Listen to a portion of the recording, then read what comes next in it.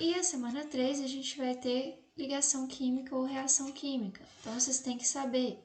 Vocês têm ligação metálica, ligação covalente, ligação iônica. Na metálica, a gente tem um metal ligado a um outro metal. Lembrando que se você olhar para a tabela periódica, a gente vai ter aqui metais, né?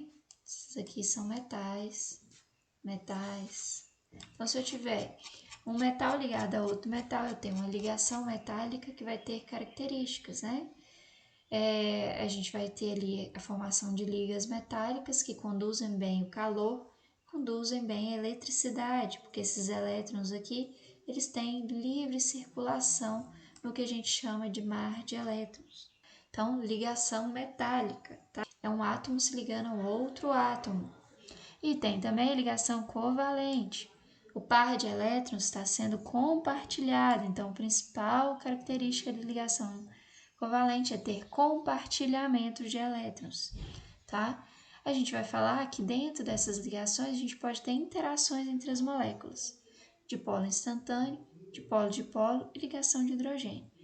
Eu expliquei isso bem nos vídeos da semana 3, tá? Voltam lá para vocês saberem cada um desses.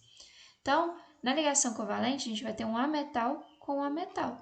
Por exemplo, carbono com carbono, nitrogênio com nitrogênio, nitrogênio com oxigênio, carbono com nitrogênio, todos esses aqui são ametais.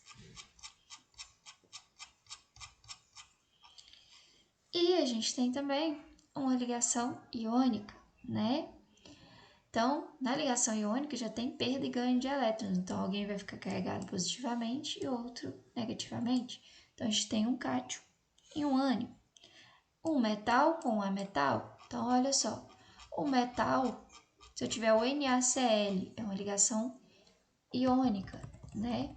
Então, ali, o que eu tenho? Na com Cl, ó. NaCl.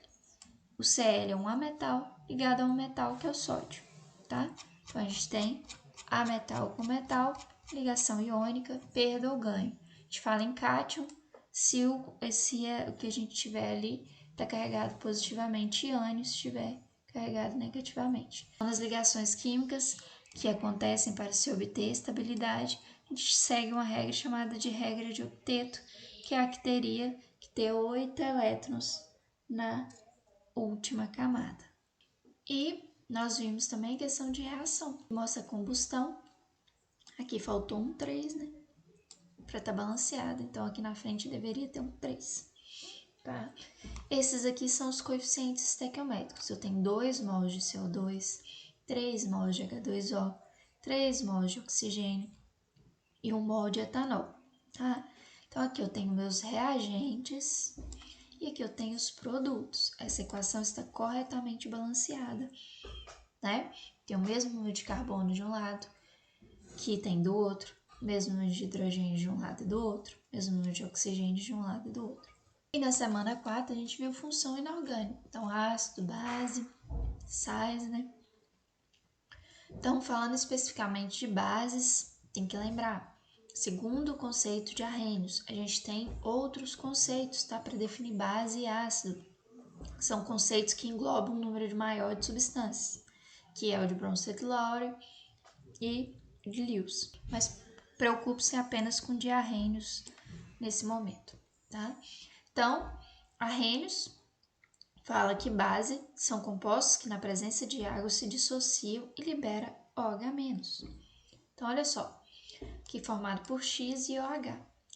Vai formar X+, e OH-.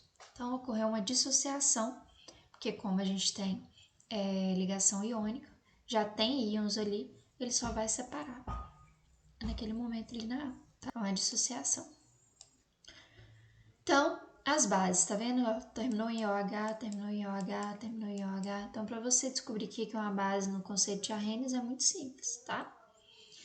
Aqui ele te dá principais bases: soda cáustica, cal hidratada, leite magnésio, que é usado muito como antiácido, amoníaco. Se aparecer nomenclatura de bases, vai ser sempre precedido por um hidróxido e o final vai ser o nome desse elemento que está acompanhando aqui, Pode ser que o metal ele tenha mais de um número de oxidação, aí você tem que falar qual carga que é. 3, então aqui o F3+. Se fosse 2, seria o F2+, então seria só 2 OHs aqui. A força de uma base depende do nível de dissociação, o grau de dissociação. Então, quanto mais ela se dissocia, então quanto mais forma de X+ e OH-, mais forte é a base, né?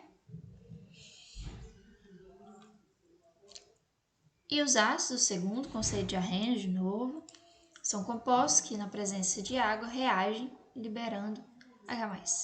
Então, vai formar... Nós vamos ter uma ionização. Por quê? Porque nos ácidos a gente tem ligação covalente. Então, vai ter que ionizar. Não tinha íons antes. Vai ter que ionizar. Então, na presença de água, ioniza e vai liberar H+, X-. Se aqui fosse HCl, seria H+Cl-, né?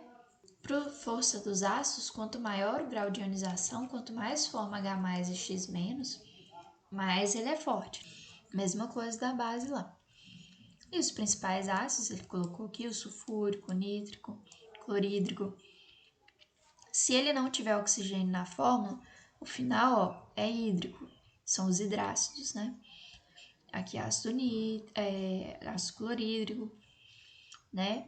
Os demais têm oxigênio na fórmula, então ou vai aparecer íquo ou vai aparecer oso. Depende aqui da oxidação. Os hidrácidos eu tenho final hídrico, os oxiácidos, oso ou íquo. H2SO3, por exemplo, seria ácido sulfuroso, tá? O importante é vocês saberem que é um ácido, então libera H+, que é uma base, libera OH-, né, por conceito de Arrhenius, e terem uma ideia dos nomes, saber diferenciar um oxiácido de um hidrácido, isso é muito importante, tá? Lembrando que o sais, ele vai surgir da neutralização da reação de uma base com um ácido. Então, os sais, eles são produtos da neutralização entre um ácido e uma base. Então, por exemplo, o NaCl reagindo com HCl vai formar o NaCl mais água. Então, o NaCl é um sal, tá? Então, se eu tenho a reação entre o ácido e uma base, forma um sal e água. E vocês têm que lembrar também da questão da escala de pH, né? Uma solução vai ser básica se o pH se apresentar pH maior que 7 e ácido se apresentar menor que 7. E em 7 a gente fala que existe a neutralidade, tá? pH igual a 7.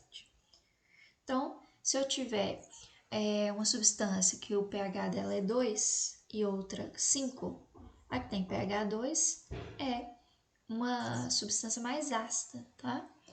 E basicidade, se eu tiver uma com 9 e outra com 12, a que tem 12 é mais básica, tá?